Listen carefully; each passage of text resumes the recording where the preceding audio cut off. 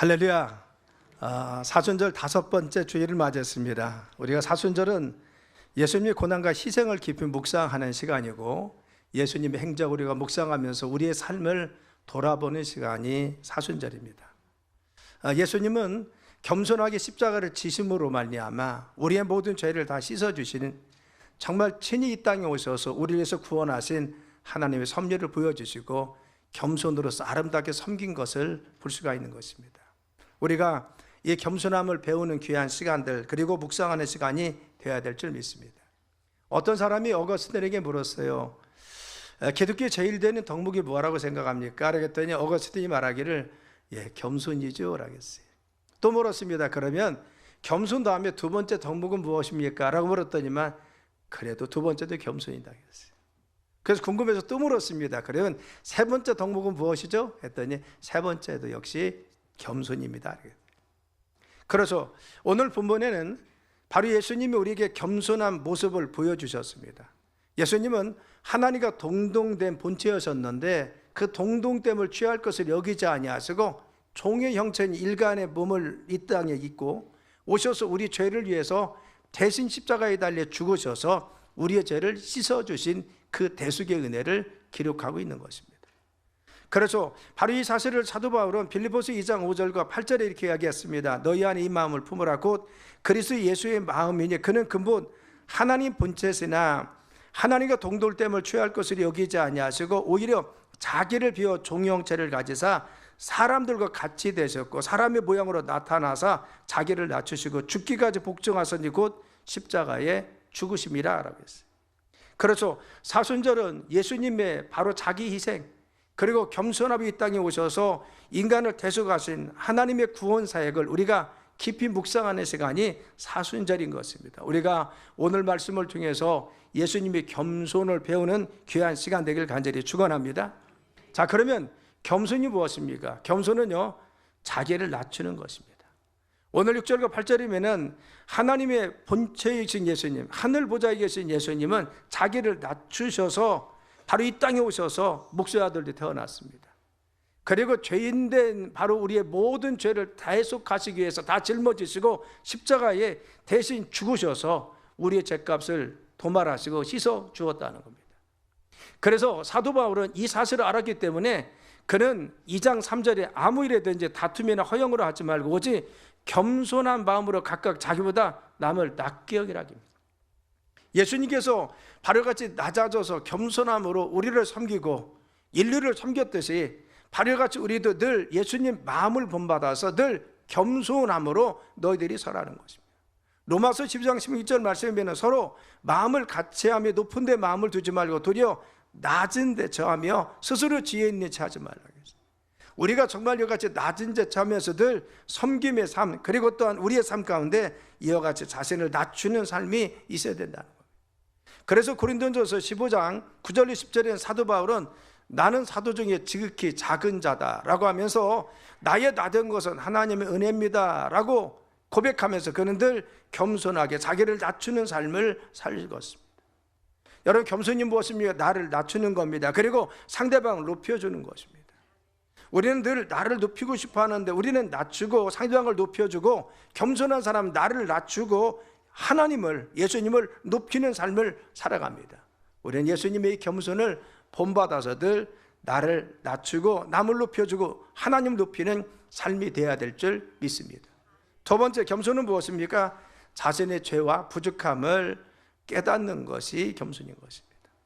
그렇죠. 겸손은요, 바로 자기의 죄와 허물을 깨닫고 진심으로 회개하는 것이 겸손인 것입니다. 우리 인간은 때로는 교만합니다. 바리새인같이 정말 잔합니다. 그래서 예수님은 교만했던 바리새인을 향해서 꾸중하셨습니다. 대신 자신의 부족함을 고백했던 바로 세리를 향해서는 그리고 그들을 칭찬하고 하늘나라 가기가 더 쉽다고 말씀했습니다. 산상수훈이 마태복음 5장 3절에도 심령이 가난한 자가 복이 있는데 그들이 천국이 저희 것이라 하겠어요. 그래서 우리 마음속에 늘 가난함, 갈급함을 가지고 늘 자신의 부족함을 깨닫고 주님 도와주세요, 나의 죄를 용서해 주세요, 이와 같이 고백하는 성도들이 하나님이 축복해 주셔서 그들의 삶과 그들의 심령 가운데 하나님 복이 임할 수 있도록 채워 주신다는 겁니다. 그래서 천국의 삶, 그리고 아름다운 삶이 그들의 삶에 펼쳐질 것을 말씀해 주시는 거예요. 우리는 늘 우리의 마음은 비우고 예수님의 마음을 내 마음속에 가득 채우길 간절히 축원합니다. 그래서 2장 5절은 바로 너희는 너희 안에 이 마음을 품으라. 곧 그리스도 예수의 마음이라고 했어요. 우리는 내 안에 그리스도의 마음으로 채워야 됩니다. 우리 안에 있는 허영과 그리고 욕심을 가득 차 있을 때 이걸 비우고 예수님의 마음을 내 마음속에 채워야 됩니다.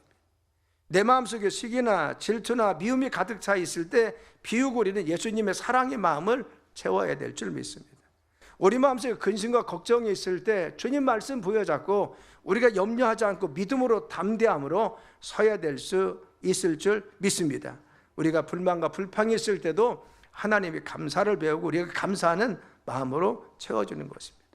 그렇죠. 겸손한 자, 내 마음속에 내 마음, 내 생각을 비우고 겸손히 바로 같이 자신의 부족함을 내가 부족합니다, 연약합니다, 나에게 은혜 주세요, 나와 함께 해주시고 내 죄를 사해 주세요, 늘 주님 앞에 바로 겸손하고 나가서 회개하고 자복하고 주님의 도움을 구하는 자, 하나님께서 그들의 삶에 함께 해주십니다. 우리는 늘 우리의 재물과 허물을 겸손히 주님 앞에 내려놓고 우리의 부족함을 주님께 고백할 수 있어야 됩니다. 세 번째 겸손은 무엇입니까? 섬김의 삶입니다. 그래서 마태복음 20장 28절이면은 인자가 온 것은 섬김을 받으려 함이 아니라 도리어 섬기려 하고 자기 목숨을 많은 사람의 대속물로 주려 함이라고 했어요. 그렇죠. 교만은 섬김을 받으려고 합니다. 그런데 겸손은 섬기려고 합니다. 교만은 자기의 유익만을 위해서 살려고 합니다. 그래서 남을 이용하고 다른 사람을 옥매여서 매이게 합니다. 그런데 겸손한 자는 섬깁니다. 그 상대방을 기쁘게 하고 자유케 하고 그 사람과 만나면 기쁨이 있습니다. 우리가 누군가를 만나는데 자꾸 내가 매이고 그리고 또한 부자연스러운 것은 무엇입니까? 그런 부분이 있어요. 겸손한 사람 옆에 있으면요 있고 싶습니다. 내가 자유롭고 그리고 즐겁습니다. 우리가 겸손한 사람이 될 때 하나님께서 우리의 관계도 좋게 해주실 줄 믿습니다. 그렇죠. 늘 예수님은 겸손함으로 섬겼습니다. 죄인을 섬겼습니다. 모든 가정들도 그리고 또한 모든 불쌍한 인생도 섬겼습니다. 그래서 이 마지막 예수님의 섬김을 가장 잘 보았던 베드로는 훗날 믿음으로 베드로에서 이렇게 고백합니다.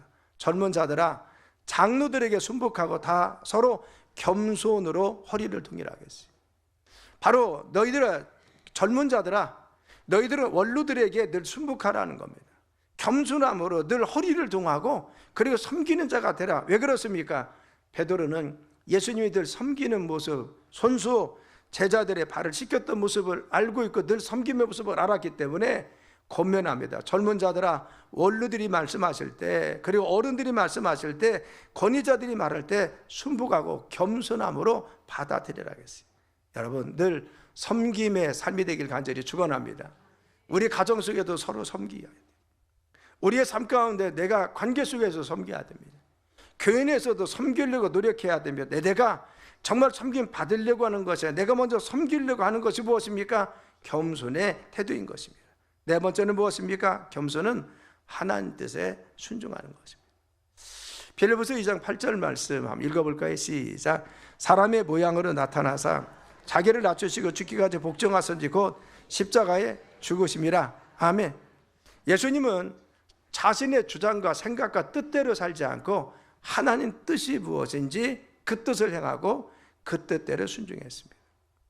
예수님의 가장 어려웠던 십자가를 지시는 겟세마네 동산의 기도에서도 하나님 내 원대로 마옵시고 아버지의 뜻대로 하여 주옵소서. 내 생각이나 내 주장이나 내 마음이 아니라 하나님 원하시는 뜻이 무엇인지, 하나님께서 내가 무엇하기 원하는지 내가 그것에 순종하기 원합니다 라겠어요. 그래서 겸손한 사람은요 바로 내 뜻대로 안 된다고 해서 불평하지 않습니다. 겸손한 사람은 남이 알아주든 말든 하나님 뜻이면 순종할 수가 있다는 겁니다. 오늘 이 시간 하나님 아버지의 뜻대로 십자가에 달리신 우리 주님을 묵상하면서 이 사순절을 맞이해서 우리도 예수님의 손과 발에 피자국을 바라보면서 우리도 겸손히 주님 뜻에 순종하는 귀한 삶이 되길 간절히 축원합니다. 많은 냉소와 모유 속에서도 예수님 그랬습니다. 나의 하나님 나의 하나님 어찌 나를 버리십니까? 이 처참한 부르짖음 속에서도 그는 끝까지 순종하면서 하나님 뜻을 이루었던 걸 알 수가 있습니다. 우리가 어떤 순간과 어려움이 있을지라도 늘 하나님 뜻이라면 순종하고, 하나님께서 원하시는 것이라면 우리가 순종해서 내 자신을 내려놓고 하나님 뜻에 순종해야 될 줄 믿습니다. 여러분, 겸손은 자신을 낮추는 거라겠어요. 그리고 다른 사람을, 하나님을 섬기는 거라겠어요. 또 자신의 부족함을 늘 회개하는 것입니다. 그리고 하나님 뜻에 순종하는 삶이 겸손한 삶이라겠습니다. 자, 그러면 이와 같이 겸손한 자에게 하나님은 어떠한 은혜와 축복을 주십니까? 첫째는 겸손하면 은혜를 주십니다. 은혜는 하나님이 거저 주시는 거죠. 우리 마음속에 바로 이 겸손이 뭔가 비워졌을 때, 내 죄도, 내 허영심도, 내 교만도 비워지면 하나님 우리의 삶과 우리의 심령 가운데 하나님의 은혜로 채워줄 줄 믿습니다. 그래서 은혜는 누구에게? 바로 이 빈 마음이 돼서 겸손한 자에게 하나님께서 은혜 허락하시고 천국의 아름다움을 허락해 주십니다. 우리가 잘 알고 있는 성 프란시스에게 어떤 분이 정말 기도를 하는데 천국이 열리더니만, 그래서 광채가 찬란히 빛나는데 한 의자가 있었어요. 그런데 의자에서 한 사람이 쫓겨났습니다. 누가 쫓겨냈냐? 교만한 사람이 쫓겨났어요. 그래서 비어 있었다는 겁니다. 그래서 바로 물었어요. 저 의자가 비어 있는데 누가 앉아야 됩니까? 라고 했더니 천사가 그랬어요. 교만해서 저 의자가 비어 있으니까, 그것을 쫓겨났으니까 겸손한 프란시스가 앉아야 된다라고 하더래요. 이 기도하는 사람이 그걸 보고 나서 프란시스가 정말 존경받는 사람이었지만 귀한 것은 정말 그의 마음이 어떤지 한번 떠보고 싶었어요. 그래서 길을 가다가 마주쳐서 물어왔습니다. 당신은 자신이 어떤 사람이라고 생각합니까? 라고 물었어요. 그랬더니 프란시스가 이렇게 대답했습니다. 나는 내 스스로가 생각할 때 세상 사람 중에 가장 악한 사람이라고 생각합니다. 프란시스는 존경받던 사람인데 그는 자신이 생각할 때 자기는 가장 악하다고 이야기하는 겁니다. 그래서 깜짝 놀라서 물어봤어요. 아니, 선생님, 바로 선생님같이 진실된 사람이, 그리고 또 선생님 같은 분이 악하다고 이야기하는 것은 선생님, 그거 진실되지 못한 거 아닙니까? 세상에 선생님보다도 더 나쁜, 강도나 악한 사람이 많이 있는데 왜 그런 사람과 비교해서 내가 악하다고 이야기합니까? 라고 했더니만 프란시스가 대답이 있습니다. 세상에 악한 자가 많이 있을지라도 하나님의 은혜가, 내게 임했던 하나님의 은혜가 그들에게 임했으면 나는 비교할 수 없을 정도로, 표현은요, 만배 주님을 더 사랑하고 하나님 앞에 봉사하고 힘을 다해서 충성했을 것입니다. 어찌 내가 그들과 비교할 수 있겠습니까? 라고 하더래요. 그래서 이 수도사는요, 감탄했습니다. 과연 하나님께서, 프란시스가 겸손하니까, 저런 마음을 가지고 있으니까 하나님 은혜 주시는 거예요. 여러분, 그렇습니다. 우리의 삶에 늘 겸손한 자 주님이 은혜 주실 줄 믿습니다. 겸손한 자 주님이 은혜 가운데 순종하며 사는 자 하나님께서 함께 해주십니다. 그래서 이사야서 57장 15절이면은 내가 높고 거룩한 곳에 있으며 또한 통회하는 마음이 겸손한 자와 함께 있나니 이는 겸손한 자의 영을 소생시키시며 통회하는 자의 마음을 소생시키신다. 바로 이 겸손한 자의 마음을 하나님께서 일으켜 주십니다.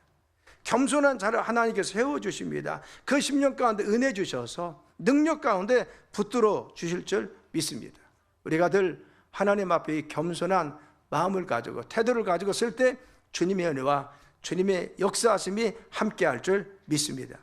자, 두 번째, 겸손하면 하나님이 높여주신다는 겁니다. 잠언 18장 12절이면은 교만은 멸망의 선봉인데 겸손은 존귀의 앞잡이라고 했어요. 그렇죠. 교만하면 결국 하나님이 돌봐주지 않는다는 겁니다. 그런데 겸손하면 하나님께서 그를 앞세워 주시고 그리고 세워주시고 그를 존경받게 해주십니다. 잠언 22장 23절에 사람이 교만하면 낮아지게 하겠고 마음이 겸손하면 영예를 얻으리라 하겠어요. 누가? 하나님이 교만하자는 낮아지게 한다는 겁니다. 그런데 겸손하자 하나님이 영예를 얻도록 그를 존귀함으로 존중받게 해주신다는 거예요. 베드로전서 5장 6절에도 하나님의 능한 손 아래서 겸손하라, 때가 되면 너희를 높이라 하겠어요. 하나님 앞에서 늘 겸손함으로 우리가 서 있으며 믿음 가운데 겸손한 가운데 늘 살아가면 때가 되면 하나님이 그들을 높여주셔서 세워주신다는 겁니다. 그러므로 우리가 해야 될 일은 무엇입니까? 자신을 낮추는 것입니다. 나를 세우려고 하고 나의 주장을 앞세우려고 하죠. 하나님 원하시는 뜻이 무엇인지 또 하나님 무엇을 기뻐하시는지 늘 내 자신을 비우고 주님 뜻 가운데 겸손함으로 순종하고 내가 높아지려고 하는 거 아니라 내가 더 낮아져서 섬기고 그리고 또 섬김의 삶을 통해서 하나님의 영광 돌리려고 노력해야 된다는 거예요.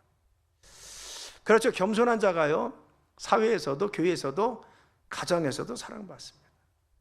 영국의 어느 교회에 주일날 기도를 맡았던 장로님이 무단 결석해서 기도 시간에 혼란이 일어났었습니다. 그러나 이유를 알아봤더니만 여왕이 황실 오찬에 급하게 그를 초청한 겁니다. 그런데 이 장로님이 정황이 없어서 교회에 미처 연락을 못 드리고 그곳에 분주하게 가신 겁니다. 그런데 어쨌든 교회에서는 예배를 드리다 말고 어쨌든 장로님이 안 계셔서 혼란을 빚었다는 겁니다. 우리 교회견에 같이 장로님들 모임이 있었습니다. 그때 목사님이 장로님 이렇게 말씀했어요. 장로님, 주님이 존귀하세요? 여왕이 존귀하십니까? 주님이 배설하신 잔치가 더 중요합니까? 여왕이 준비한 오찬이 더 중요합니까? 그랬어요. 당연히 주님의 잔치가 더 귀하고 주님 자리가 더 귀한 거죠.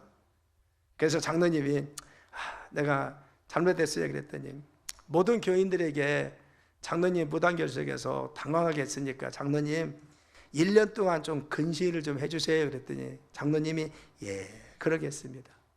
그리고 순종했습니다. 이 겸손했던 장로님, 그런데 그 뒤에 오랜 시간이 지나고 나서 평가가 이랬습니다. 우리 목사님 훌륭했지만 우리 장로님은 더 훌륭하신 분이었어.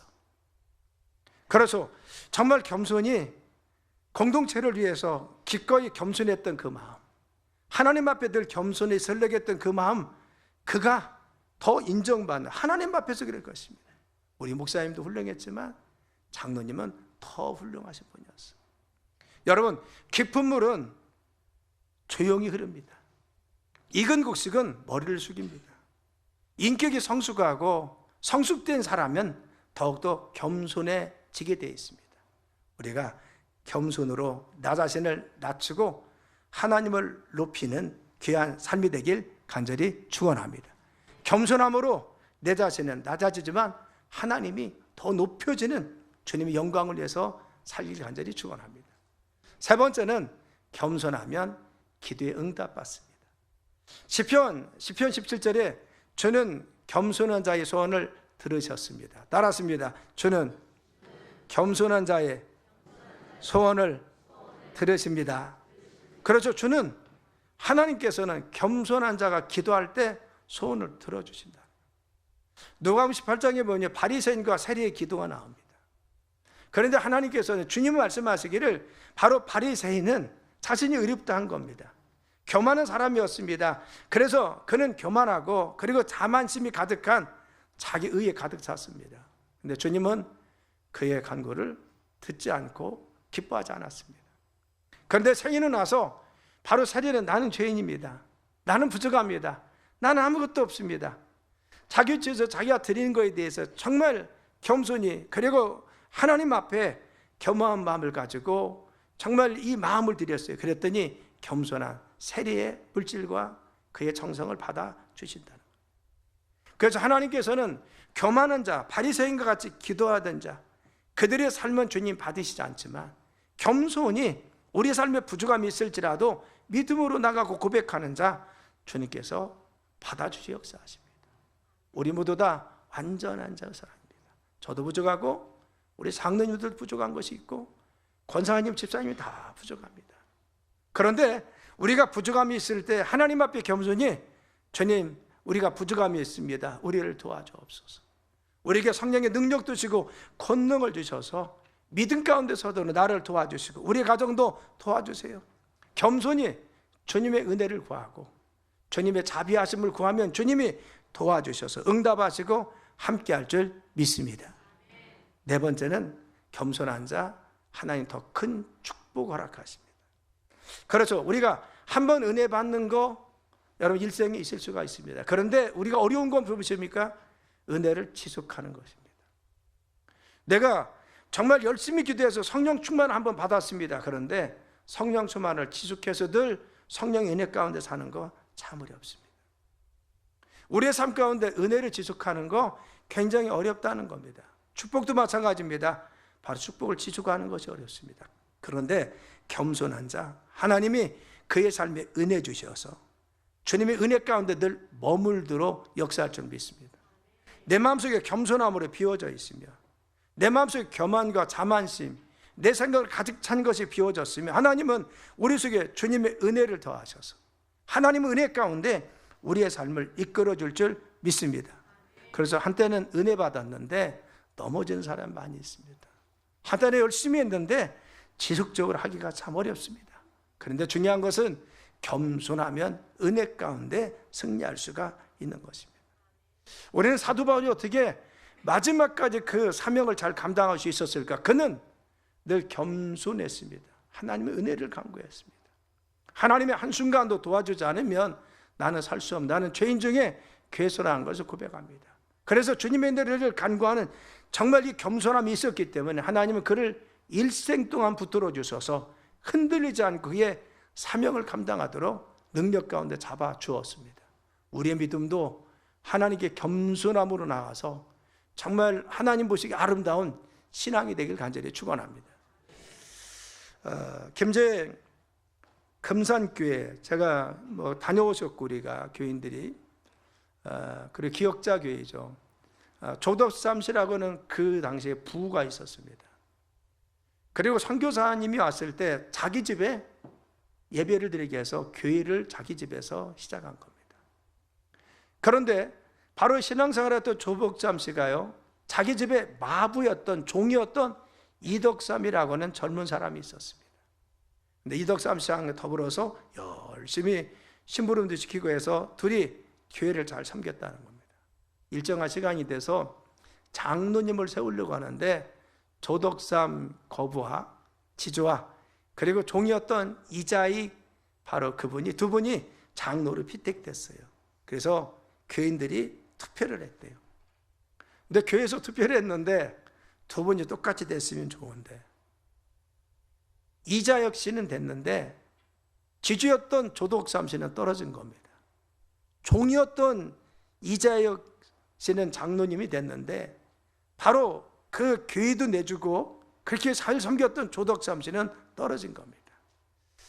그런데 교회에서 문제가 생길 만한데 이 조덕삼 씨가 정말 그 뒤에 장로님이 되었던, 자기 집에서는 종이잖아요. 그런데 이자익 장로님을 도와서 선교사님 도와서 교회를 정말 헌신했습니다. 그리고 교인들을 따뜻해서 아무 이동 없이 해서 그 뒤에 크게 부흥했다는 겁니다. 후에 이 조덕삼 씨는 장로님이 되었고, 그리고 그 이후에 바로 이자익이라고 하는 젊은이를요, 장로님 되었던 그분을 평양신학교에 보내서 목사가 되어서 사역을 초창기에 감당했던 걸 볼 수가 있습니다. 한국교회에서 정말 큰 종적을 남겼던 분이 이자익 목사님과 조덕삼 장로님입니다. 그래서 조덕삼 장로님 정말 훌륭한 장로님이었어요. 우리는 김제 금산교회 가면은 그 가족들이 쭉 몇 주를 통해서 그 당대에 있었던 사람, 또 그 수순들이 장로님, 목사님, 중요한 분들이 다 있는 것을 볼 수가 있습니다. 우리가 잘 알고 있는 이전의 정치인 조세형 씨 있죠. 조세형 씨 맞죠? 조세형 씨가 국회의원이었죠. 그 당시에 거기에서 그분이 몇 선을 했습니다. 그분이 손자입니다. 손자. 그렇죠. 하나님께 겸손함으로 늘 순종했더니 조덕생다님은 늘 겸손함으로 어떤 일이 있어도 시험 들지 않고 순종하며 믿음 가운데 섬김의 삶을 살았더니만, 믿음 가운데 서 있었더니만 하나님은 그도 축복할 뿐만 아니라 그의 자손도 축복하여 주셨다는 겁니다. 우리의 삶에 이와 같은 믿음의 삶이 되길 간절히 축원합니다. 우리도 예수님 마음을 본받아서 우리가 겸손한 믿음의 삶이 되어야 됩니다. 내가 겸손으로 잘 섬길 수가 있어야 됩니다. 겸손함으로 늘 자신을 낮추고 주님을 따라서 늘 섬김의 삶을 살아야 합니다. 이웃과 내 가족과 주변을 섬기고, 그리고 겸손함으로 늘 자신을 돌아보고 하나님 앞에 온전히 서 있을 때, 주님 뜻을 따를 때 하나님께서 우리의 삶을 복되게 해주실 줄 믿습니다. 여러분 모두에게 이 겸손함을 통해 주님의 은혜가 우리의 삶에, 또 우리의 가정 가운데 우리의 자녀와 자손들과 이 교회에 겸손함을 통해서 주님의 은혜와 능력이 넘치길 예수님의 이름으로 축원하며, 특별히 이 사순절 다섯째 주를 맞이해서 이번 한 주간 동안 겸손함을 우리가 실천하고 늘 겸손한 마음을 가지고 한 주간을 보내길 예수님의 이름으로 축원합니다.